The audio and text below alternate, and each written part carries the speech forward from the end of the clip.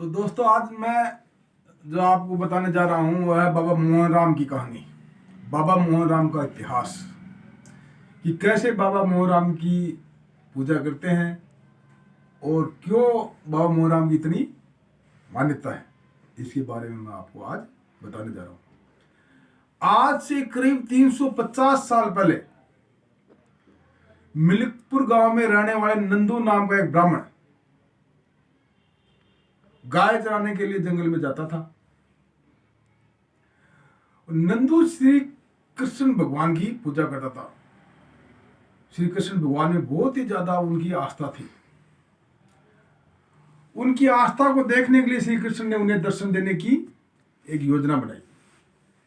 तो योजना बनाई वो इस प्रकार से थी कि नंदू रोज अपनी गायों को चराने के लिए जब जंगल जाता था तो उनकी गायों के अंदर एक अनजानी गाय आके उनके साथ चलने लगती थी। नंदू की गायों के साथ एक अनजानी गाय आती थी और उनके साथ चलने लगती थी। और जब शाम को नंदू अपनी गायों को लेकर घर जाता था तो वह गाय अपने रास्ते कहीं और चली जाती थी। तो नंदू ने सोचा कि ये गाय रोज अपनी गायों के साथ चरने के लिए आती है, वो शाम को ये गाय जो है कहीं और चली जाती है, तो आज इस गाय का पता लगाते हैं कि ये गाय जाती कहाँ है।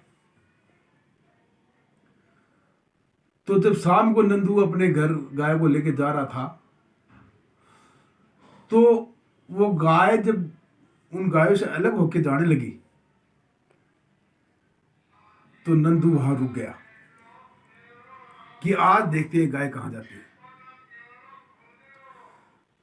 तो वो गाय जो है वहां से अलग होकर एक गुफा की तरफ जाने लगी। वो गुफा जो है मिल्कपुर गांव की जो है एक पहाड़ी के अंदर गुफा थी। मिल्कपुर गांव की एक पहाड़ी थी, पहाड़ी के अंदर एक गुफा थी। तो उस गुफा के अंदर जब वो गाय जाने लगी तो नंदू भी उस गाय के पीछे पीछे हो लिया और अंदर जाके वो गाय जो है अंतर ध्यान हो गई।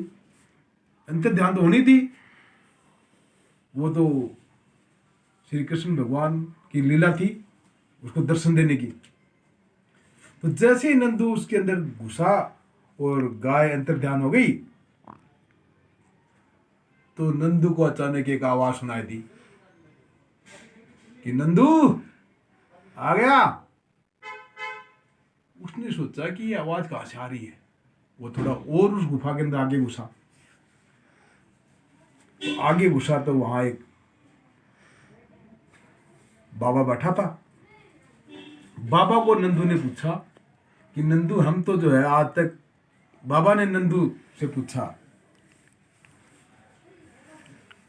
नंदू ने बाबा से पूछा कि बाबा हम तो आज तक मिले ही नहीं है, आप मेरा नाम कैसे जानते हो। जब बाबा ने बताया कि मैं जो है द्वापर में श्री राम का अवतार लिया था और त्रेता में श्री कृष्ण भगवान का अवतार लिया था और कलयुग में मैं बाबा मोहन राम के नाम से जाना जाऊंगा और तू जो है मेरा सच्चा भगत है, इसलिए मैंने तेरे को ये दर्शन दिए हैं और मैं तेरे को ये आशीर्वाद देता हूं कि जो काली खोली के अंदर आएगा और सच्चे भाव से मेरी जो है पूजा करेगा उसकी हर मनोकामना पूर्ण होगी। तो बोल तू क्या चाहिए। बोलो बाबा मेरे को कुछ नहीं चाहिए, मेरे को केवल आपकी भक्ति चाहिए। तो उस दिन से जो है उस बाबा ने नंदू भगत को अपना परम भक्त घोषित कर दिया और इस तरह से नंदू भगत जो है वहाँ एक छोटा सा मंदिर बना के और बाबा की पूजा अर्चना करने लगा। और देखते देखते आज बाबा मोहन राम की जो है, तो नंदू भक्त ने एक छोटी सी कुटिया बना के उस कुटिया में बैठ के जो है वो उसकी पूजा अर्चना करने लग गया। और धीरे धीरे जो है बाबा का चमत्कार होता गया। और जो भी नंदू भगत के पास आता और उसकी कुटिया में झाड़ू लगाता, गायों को खाना खिलाता, गायों को चरा के लाता, तो उसकी जो है सभी मनोकामनाएं पूर्ण होने लगी।